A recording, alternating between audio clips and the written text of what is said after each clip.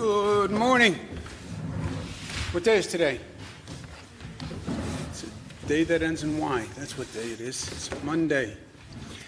I hope people enjoyed the best they could this different weekend, this different Easter celebration for those who celebrated Easter and Passover. Everybody knows who's here. Doctors to my right, Dr. Jim Malatras, Dr. Howard Zucker to my left, Secretary to the Governor Melissa DeRosa, and Budget Director Robert Mejica. Let's give you some facts, plain truth facts. Here's the good news. The curve continues to flatten. We talked all along, quote unquote, the experts said that there were two possibilities. You could have a high point and then an immediate drop-off, or you could have a plateau. It appears that we have a plateau. It's flattening. It's the flattening of the curve. The increases slow down. It flattens out for a period of time. Nobody knows how long because nobody's been here before. But if you look at the number of total admissions, 18,000, 18,000, 18,000, 18,000, that's definitely a flattening. That is good news. Still going up a little bit, by the way. Go back a second.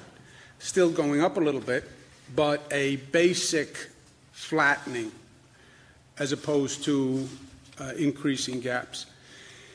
The total number of hospitalizations, net, down, a little bit up, a little bit down, but overall just follow the line. Don't get caught up in the day-to-day. As we say, the three-day rolling average, which is more accurate than any one day, is down again. The net change in ICU admissions is down. Again, I discount this ICU admissions because the old demarcation of an ICU bed in a hospital and a regular bed in a hospital is gone. Almost every bed is basically an ICU bed. Net change in ICU admissions is also down. Intubations is real. Intubations is the worst signal. People who are intubated wind up on a ventilator most often do not come off the ventilator, somewhere 70%, 80%, depending on who you talk to. So this is a scary number. When that's down, it's good, and that is down. The three-day rolling average is down, so that's good news. We were worried about the spread from New York City to suburbs upstate, and we have been very aggressive. When we get a little cluster, a spot that's acting up, we jump on it. This is like watching a fire going through dry grass with a strong wind, and it's blowing the fire, and a couple of embers wind up on one side of the field, and the embers start to catch fire, and that's a cluster, and you have to run over to those embers and stamp them out right away before they grow. But you see the stabilization there, and that has been good too. This is a new take on it. We talk about net hospitalizations. This is the number of new COVID hospitalizations to date. This is how many new COVID diagnoses or people walking into the hospital had COVID. So you see still about 2,000 people per day are walking in or being diagnosed with COVID. So you're still increasing the hospital population initially by 2,000 people who are testing positive for COVID, but on the other side of the healthcare system, people are being discharged on the other end. So the net is what we talk about because we've always been worried about lack of capacity in the hospital system where you pour the water into the glass and the glass overfills, where the hospital system just can't handle the number of people coming in. And that's why we've been studying the net. But this says, take a deep breath. You still have 2,000 people per day who are coming into the hospital system. And the terrible news is as terrible as it gets, and the worst news I've had to deliver to the people of this state as governor of New York, and the worst news I've had to live with on a personal level. Number of deaths is 671. Not as bad as it has been in the past, but basically flat, and basically flat at a horrific level of pain and grief and sorrow. This is 671 people who passed away on Easter Sunday. For me, I'm Catholic. Easter Sunday is the high holy day in many ways, and one of the high holy days. And to have this happen over this weekend is really, really especially tragic. And they are all in our thoughts and prayers. That raises the death total to 10,056. Again, for perspective, 2,700 lives were lost in 9/11, and 9/11 changed every New Yorker who was in a position to appreciate on that day what happened.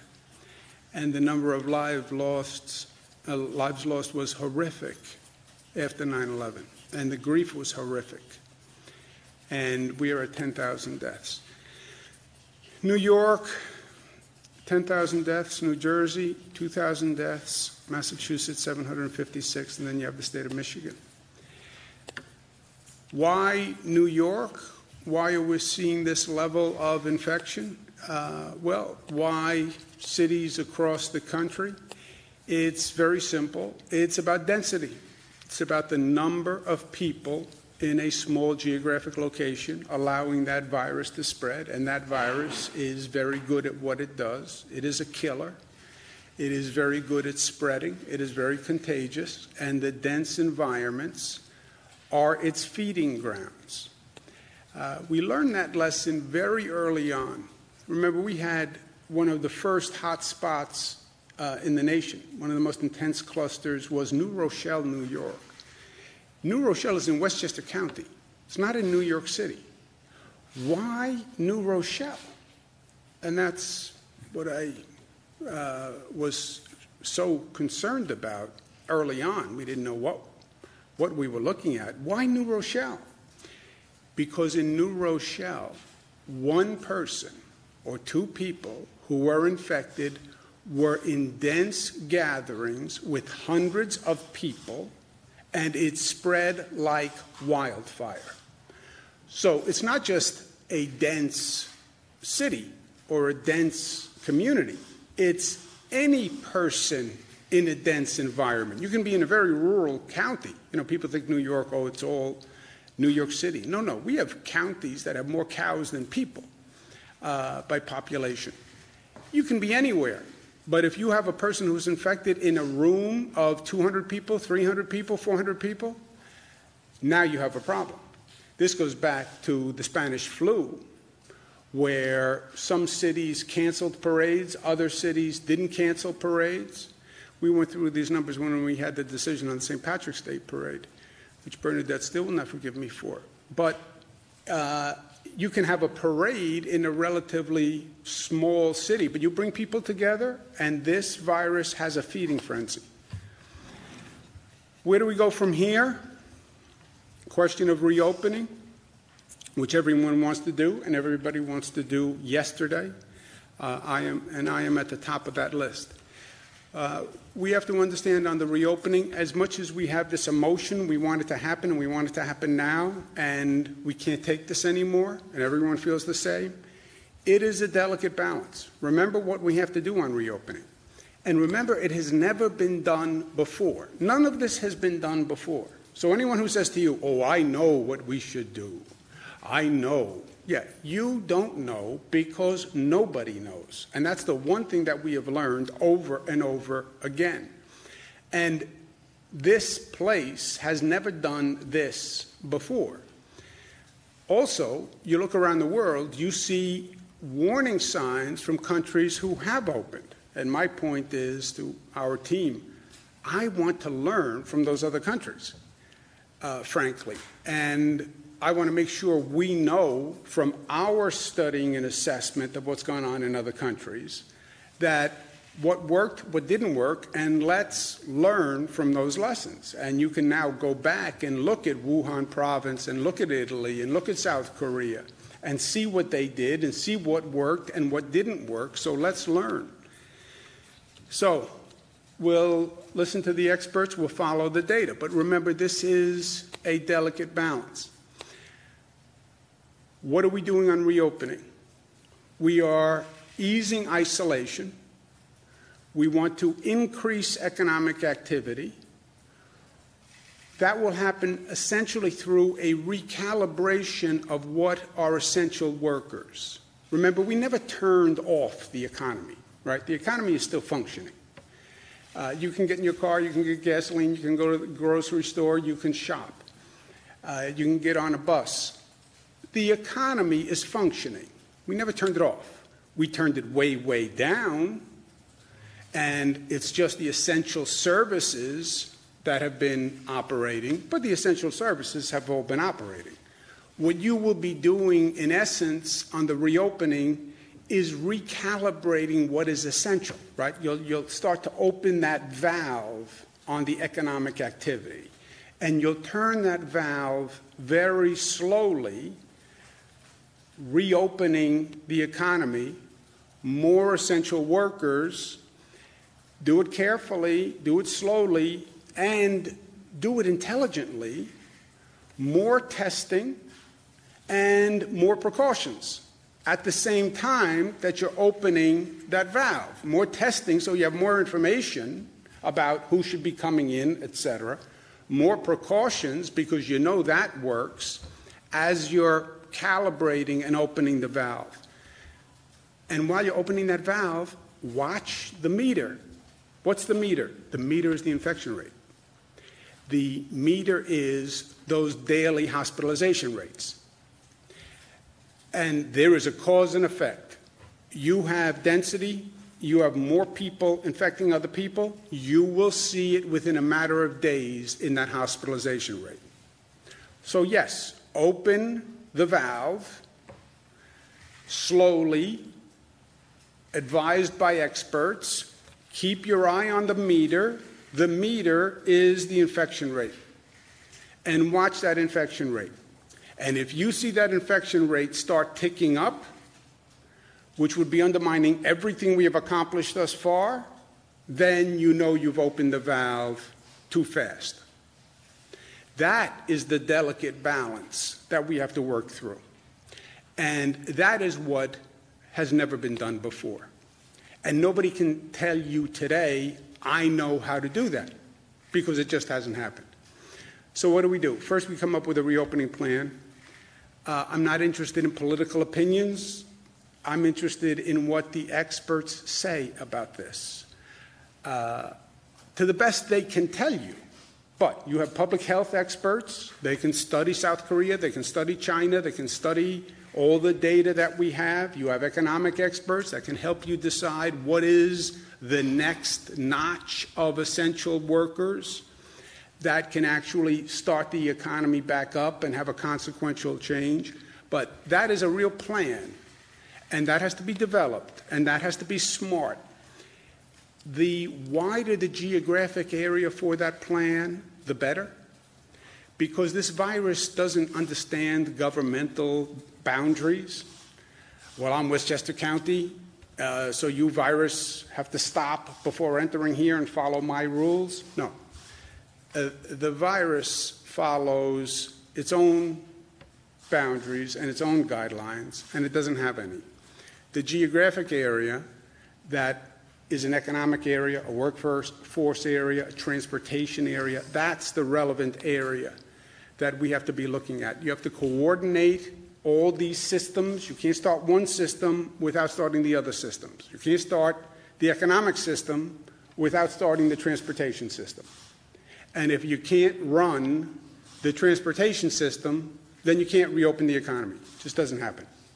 You have to coordinate the schools with the transportation, with the economic system. These systems work in coordination. They're big gears, and each gear intermeshes with the other gear. And you can't start one gear with the other gear stopped, right? That's the coordination. You're going to need federal support. And you're going to need smart legislation passed by the federal government that actually attends to the need, as opposed to normal political considerations. Testing is going to be key, and that's a new frontier for us also. This state is probably the most aggressive state in the nation in actually getting the testing up. We test more than any other state. We test more than other countries. We test more than the other states, leading states combined in testing. But that's still not enough, and we have to do more. And we know that the precautions work. The masks work, the gloves work, the temperature taking works. It's abnormal, it's different, but it works, and we have to do it. And while we're doing this, we have to remember to stay the course and not jeopardize what we have achieved. And we have achieved much. This afternoon, I'll be joined by other governors. We've been talking to other states, Connecticut, New Jersey, Pennsylvania, Delaware, Rhode Island, for the past couple of days about coming up with, how do we come up with a reopening plan? And can we work together on a reopening plan? And we'll be having an announcement this afternoon with other governors about just that, the reopening plan. And as I said, the optimum is to have as coordinated a regional plan as you can. I understand intergovernmental coordination can be somewhat of an oxymoron, but to the extent we can work with Connecticut and New Jersey and Rhode Island and Delaware and Pennsylvania, I want to. It is smarter for everyone, for people of their state and for the people of my state. And this is a time for smart, competent, effective government. Nothing else matters. I want to make sure that I can say to the people of this state, we did everything we could to the best of our ability. And the optimum is a geographically coordinated plan. I don't believe we could ever get to total coordination with the other states because all the states have a little different set of circumstances and facts. I don't even believe we should have a uniform plan without recognizing the state-by-state distinctions. But to the extent we can coordinate, we should and we will. Last point, and this is a personal point, when is it over? I have this conversation 100 times a day. I had it last night with my daughters. When is it over? And it's a difficult conversation because people want it to be over so badly, right? I want the fear to stop. I want the anxiety to stop. I don't want to have to worry about my brother anymore. I don't want to have to worry about my daughters. I don't want to have to worry about my mother. I want it over. I want to get out of the house. I want to get back to normalcy. I've been living on this weird, disorienting, frightening place. I'm afraid to touch people. This is it violates the human behavior and needs. When is it over? It's not going to be over like that. It's not going to be we flick a switch and everybody comes out of their house and gets in their car and waves and hugs each other and the economy all starts up. I would love to say that's going to happen. It's not going to happen that way. It can't happen that way. Can it happen in some communities across the country where, frankly, they have very low infection rates and they could come up with a testing regimen where if they find 1 or 2 cases, they quickly jump on those 1 or 2 and they isolate and they track? Yes. But is that going to happen here? No. Is that going to happen in any community that has a significant issue? No. There is going to be no epiphany. There is going to be no morning where the headline says, hallelujah, it's over. That's not going to happen. What will happen is there'll be points of resolution over time. What does that mean? There'll be points of resolution. There'll be points where we can say we've accomplished something, we should feel better, we should feel more calm, who should feel more relaxed, and it will be incremental. We're controlling the spread. We are controlling the spread. You look at those numbers, you know what it says? We're controlling the spread. I was afraid that it was going to infect my family no matter what I did. We're past that. If you isolate, if you take the precautions, your family won't get infected. We can control the spread. Feel good about that. Because, by the way, we could have gotten to a point where we said, we can't control this damn thing. We can't control it. It's in the air. It gets into your house. It doesn't matter. You close the door. It comes under the door. You could have gotten there. We're not there. Those numbers say we can control the spread. Feel good about that. The worst is over. Yeah, if we continue to be smart going forward, because remember, we have the hand on that valve. You turn that valve too fast, you'll see that number jump right back. But, yes, I think you can say the worst is over, because the worst here are people dying. That's the worst. The worst doesn't get any bad than this worst. And this worst is people die. That's the worst. And Winston Churchill, I mentioned the other day, the end of the beginning. Yes, we can control the spread, and we can reduce the number of people who die, and our healthcare system can do phenomenal work and rise to the occasion and deal with this beast. It has not overwhelmed the healthcare system. We have controlled the spread. And there is confidence to be taken in that. And that's an accomplishment. And it was a heck of an accomplishment. Those healthcare workers, for the rest of my life, I will say nothing but thank you to them. And I was not sure that we could keep the tide from overwhelming our hospital capacity. And they did. Feel good about that. And I believe the worst is over if we continue to be smart. And I believe we can now start on the path to normalcy. And we can have a plan where you start to see some businesses reopening, understanding the delicate balance. I think there'll become a point where there's an announcement that we have a medical treatment, that you can get sick, but they found an antiviral medication that can help you treat the disease. So take another deep breath when we get to that point, because, okay, you get infected, but there's a drug regimen that can help you. And then you'll get to a point where they announce, we have a proven vaccine. That's when it's over. That's really when it's over. They have a vaccine, it's been tested, it's been proven, they can produce it, you're going to get a vaccine, this is a thing of the past, don't worry about it, close the chapter, move on. Okay, when do we get there? 12 months to 18 months. I can't believe you said 12 months to 18 months, as Cara said to me. It's 12 months to 18 months. When Dr. Fauci says how long until a vaccine, he says 12 months to 18 months. When the FDA is asked how long until you get a vaccine, they say 12 months to 18 months. That is the point. When you ask me, when can I do a deep breath for the first time in 5 weeks? When they say we have a vaccine. That's when it is over.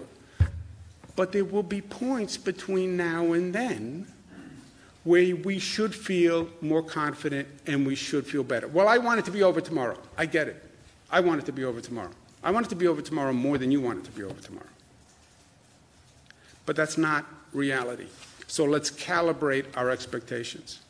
And in the meantime, stay the course, because we have accomplished a lot through heroic efforts of healthcare workers, police officers, transportation workers who showed up to drive those trains and buses every day.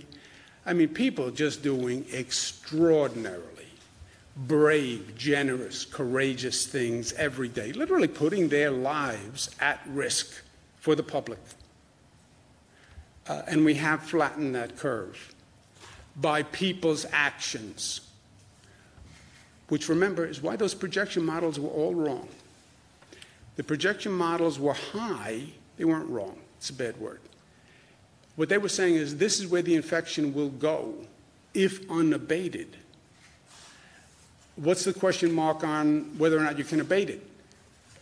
Can you put forth a government policy? But more, will people listen to the government policy?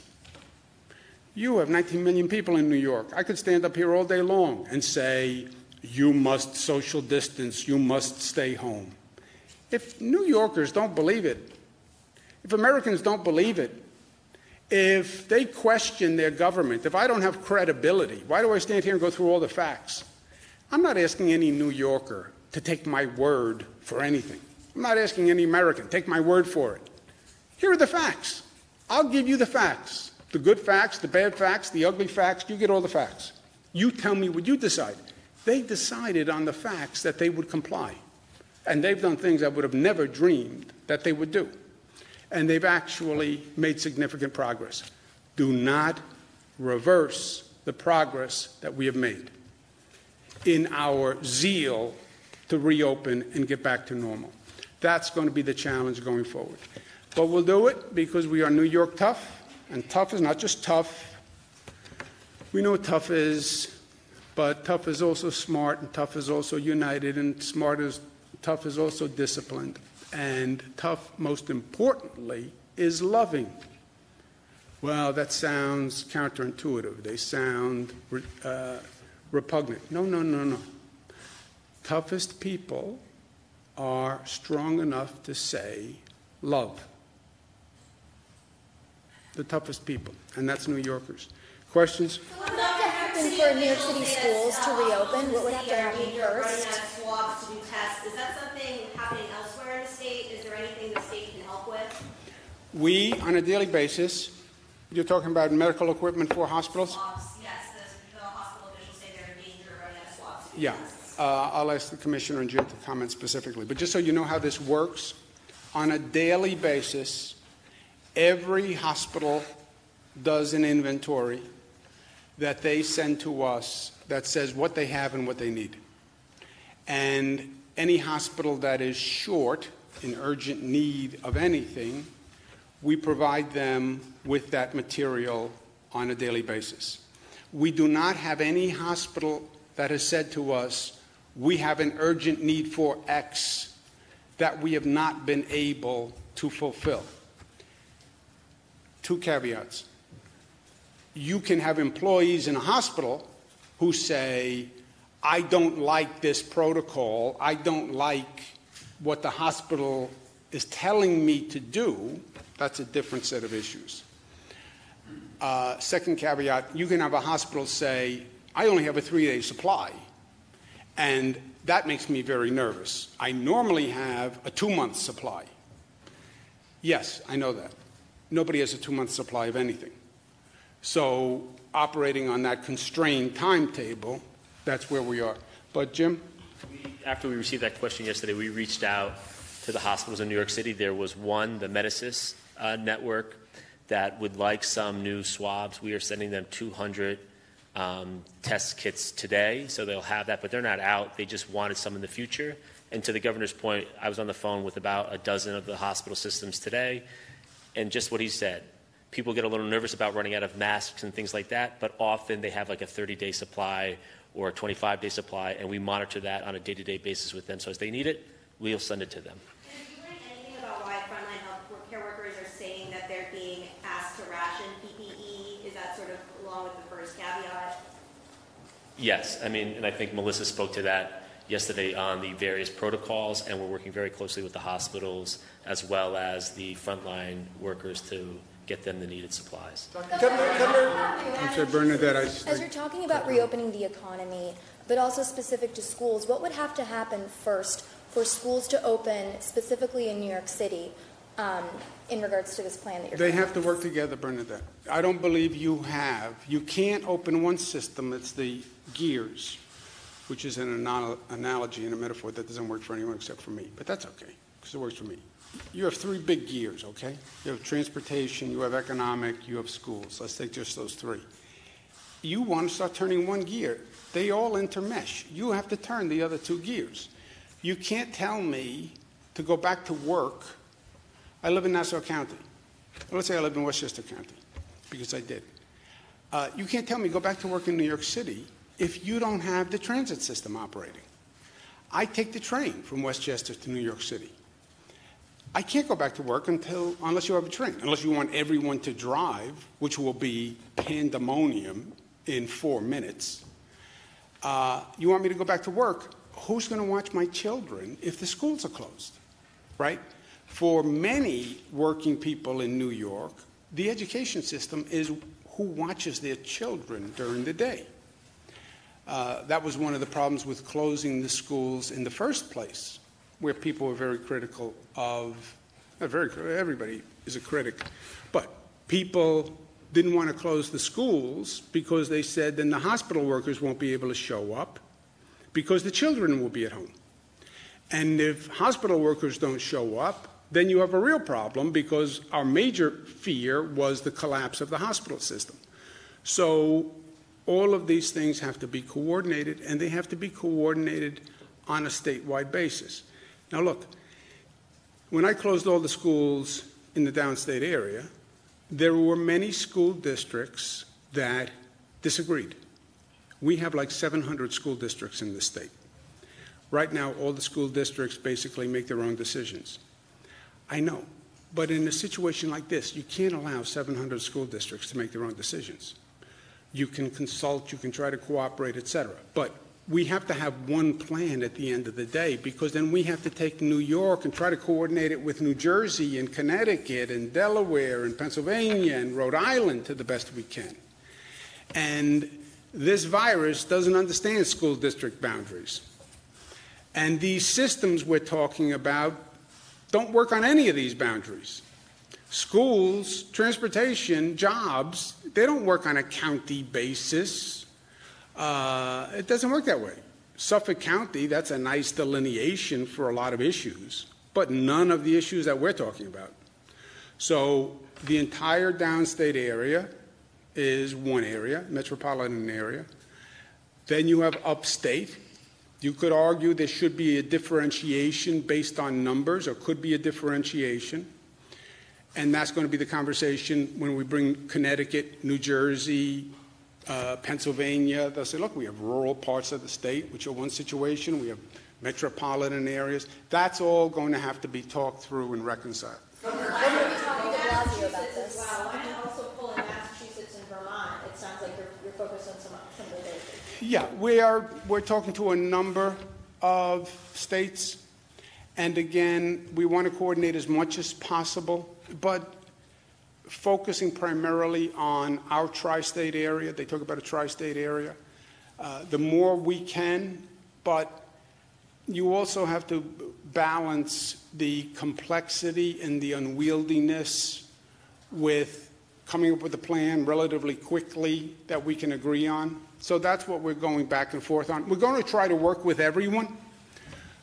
But again, you have different states in different situations, and you have to prioritize where you really need coordination. We need coordination with New Jersey and Connecticut, first and foremost, because that's where our workforce comes from. You have a total interconnection among those states. People live in Connecticut, they drive to New York City. They live in New York City, they drive to New Jersey. There is a total interconnection among them. And that's the primary place for coordination. Nick? In Erie County. Are you going to have a discussion with that? I'm sorry? Are you ready to announce a plan later today, or are you just having a conversation? We'll have to come later today to find out the announcement. If I tell you the announcement today, why would you come here at 2 o'clock?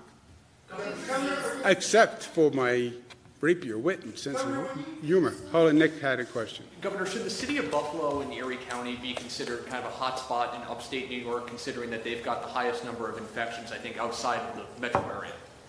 Well, you can have a hot spot. Depends how you want to define hot spot. Hot spot within 1 mile, hot spot within 5 miles, hot spot within 10 miles, hot spot within 100 miles. Hot spot among upstate communities. How big is a hot spot? Well, I'm not a public health expert. Yeah, but it depends how you define hot spot. You know, is it 2 blocks, 4 blocks? Is it people with 25 infection rate, 50 infection rate?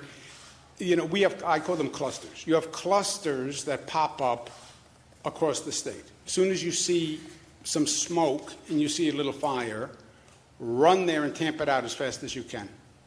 And in Buffalo, we have had clusters that have popped up. Nassau, Suffolk, Westchester, Rockland, right? They've all had clusters. Governor, when you say you believe the worst is over, are you, in effect, encouraging the type of behavior that you're trying to prevent? I mean, this sort of optimism that might bring people out of their homes into public spaces? No, that's why I've said the exact opposite 57 times. Stay the course. Stay the course. It's working. Stay the course. Stay inside. Take precautions, right? That's why I say that 100 times to an annoying, repetitive level. But facts are facts, and I'm not going to lie to the public. Facts are facts. Numbers are numbers. I need the public to believe in the credibility of what we're doing, right? Credibility comes from two elements, in my opinion. Are you giving me all of the information, or are you spinning me? Are you deciding that you can't tell me facts because I may become too optimistic? Are you manipulating me with giving me information, which is what I think you're suggesting? No, you get all the facts. I'm not worried that you can't handle information. You get all the facts. Second, what I am proposing we do is drawn from those facts, right? Here's all the information. I work for you. I give you all the information. No spin, no gloss, no sugar, no glazing. Here are the facts. I'm not worried that you can't handle the facts. You're going to get depressed. You're going to get optimistic. You're irrational. Here are all the facts. Second component, here's what I propose based on those facts. And I think it's the intelligent response to those facts. I hope you agree with me that it is the intelligent response and you follow the proposal, because I need you to follow the proposal because it's all about you. If you, the public, if the people don't decide to do social distancing, nothing works. If the people don't decide to stay home, nothing works. I could never mandate 19 million people, you must stay in your house. And if they say, as New Yorkers can say, I think you're being overly dramatic, or you're too political, or you don't know what you're talking about, what do I do when 19 million people defy the order? Go out and arrest 19 million people? They have to believe it. So they get all the facts. I'm not going to shape the information they get. Here are all the numbers. But, and here's my policy based on the numbers. And here's what I suggest, and I hope you think it is not only credible, but competent and smart. And I hope you accept it. It's the best I can do. Joseph? All those numbers that we have, the amount of people hospitalized are at a record high, the amount of people in the ICU are at a record high. We just crossed over into 10,000 deaths in New York. What makes you feel so confident that the worst is over? I'm not confident that the worst is over. I said, if you look at the numbers, 18,000, 18,000, 18,000, 18,000, 18,000, the numbers suggest a plateauing, slight increase, but a plateauing, which is what the experts have talked about. That's what the numbers say. I also say, whatever those numbers say is a direct result of what we do. I've said, if we do something stupid, you will see those numbers go right back up tomorrow. Period. The worst can be over, and it is over, unless we do something reckless. And you can turn those numbers on 2 or 3 days of reckless behavior. It's like being on a diet, right? You get on the scale every morning. I lost 5 pounds. I lost 5 pounds. I've lost 5 pounds. Oh, you're declaring that you have lost 5 pounds forever. No. I lose self-discipline today, and I go home and I eat like a horse, and I'll get on that scale. It's going to give me a different number tomorrow. It is directly a result of what you do today. The number is down because we brought the number down. God did not do that. Fate did not do that. Destiny did not do that. A lot of pain and suffering did that. And that's why we lost 5 pounds. Because we went out every day and we exercised and we burned more calories than we ate. That's how it works. It's math. And if you don't continue to do that, you're going to see that number go back up.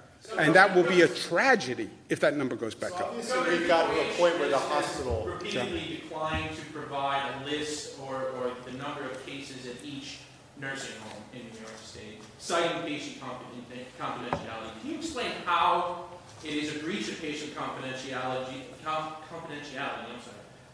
just to release the total number of cases at each facility? John, I don't know the details of the healthcare privacy law, but I know the healthcare privacy law is very expansive, and health officials are always very protective of patient health. But I don't know the law well enough to answer you, but I can get you an answer today. I can have the healthcare consultation. Zucker certainly does. I mean, HIPAA generally prevents the release of personally identifiable information. How is it personally identifiable just to release top-line numbers at each facility? Okay, but just so we're clear, Commissioner Zucker is a doctor, and I respect doctors. I love doctors. My sister's a doctor, but he's not a lawyer. Go ahead. Let me hear your legal opinion, medical doctor. What do you think? Do you know? I think I understand the HIPAA law. I think the issue here, as I mentioned previously, this is their home. These nursing homes are their home, and we want to make sure we protect their privacy in that sense as well. It's not just an issue of sort of saying that there's a HIPAA law. It's that there's nowhere they're going to go, and we don't want to put information out about that. No, John. A legal rationale? It's more of a moral? No, it's a law. It's a law. But we'll get you the legal. We'll get you the law on the matter. But the law is also tied to the spirit of the law and ethics, right? You don't want to invade people's privacy. We give you everything I have that doesn't invade someone's personal privacy. Otherwise, there's no secret to number of deaths in nursing homes, right? If to the extent you can release it without invading people's privacy, release it. So how is it plateau for hospitalization? I have some questions for you about upstate New York. You touched on this earlier.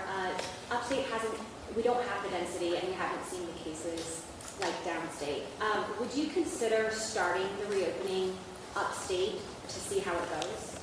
We're going to talk to the other states. As I said, whatever we do, we're going to do in combination to the extent possible with the other states, and we'll talk about that at 2 o'clock. Could I see a distinction in places that have different caseloads? Yes. Right? You have your hand on the valve. You're watching the meter. You're turning the valve. You're opening the valve a little bit, and then you're watching the meter. The meter is the infection rates. Will the meter respond differently in a rural county than it will in a dense urban county? Yes. How do you calibrate that into a reopening plan? That's what we have to think through. Another thing is we've had countless people contact us about unemployment. How is the new platform working, and how long is it taking for people to get their checks? The new platform is working much, much better. Amen. The Department of Labor website basically crashed when it was overwhelmed by the number of callers for unemployment. Unbelievably, we had 1,000 people working on the website, handling the calls. 1,000 people could not handle the input, which is just phenomenal. But we changed the system, we changed the website, and Melissa can speak to that. The new platform got up and running on Friday. We've gotten a lot of positive feedback. It's much more streamlined. I think it went from 150 questions down to 20 questions. And as of about an hour ago, before we walked into this briefing, the latest numbers I got from DOL was 200,000 calls were made between Friday morning and last night. They're on the phones again this morning. I can't give you an exact answer on when the checks go out. I can get that to you. I think as soon as the application process is done and you're accepted, they go. But I want to give you something more specific than that so we can get back to you after this. And just calls made? So 200,000 calls were made. Not everyone answers the phone. And by the way, for the public who's listening right now, if a call comes up and you're on that list and it's private, answer it, please, because that is the Department of Labor calling to finish your process. So when I say 200,000 calls were made, 200 attempts were made, and then there's obviously, it's a percentage of that where they've actually connected. The calls where they've connected, they do close out the applications. And from what I've heard, that's been very successful. I can get you the completed number after this. There's one more question. Nick? Are you worried that President Trump is going to fire Dr. Fauci? Oh, I would be. Look, I think Dr. Fauci is great. I think Americans trust him. He's been very helpful to me as governor. I've called him numerous times. He's very good at getting back. And again, as you're walking through these uncharted waters and you're trying to feel your way and sense what the bottom is like, I think he's been extraordinary. And I think it would be, I can't imagine that I just can't even, with as crazy as things get in this world and in crazy Washington, I can't imagine that would ever happen. Anyone, did I say anything we need to correct? Anything that I didn't say that was right? I would just... For Buffalo, Nick, we've been following Buffalo very closely. There are 200 positive cases, hospitalizations right now in Buffalo. That's up from 225 of a couple of days ago. So it's pretty stable right now. So we're watching numbers locally hour to hour almost. So Buffalo is pretty stable right now, but if it pops, we'll definitely have more people on it. Melissa, you want to say something? Rob, do you want to say anything? I'm going to be back at 2 o'clock. I'm going to be back at 2 o'clock. Hold it. Note it for 2 o'clock. I'm going to be back at 2 o'clock. You won't be coming at 2 o'clock, Jesse. I know you. You won't be back if I tell you. I'll see you at 2 o'clock. Thank you, guys. Thank you.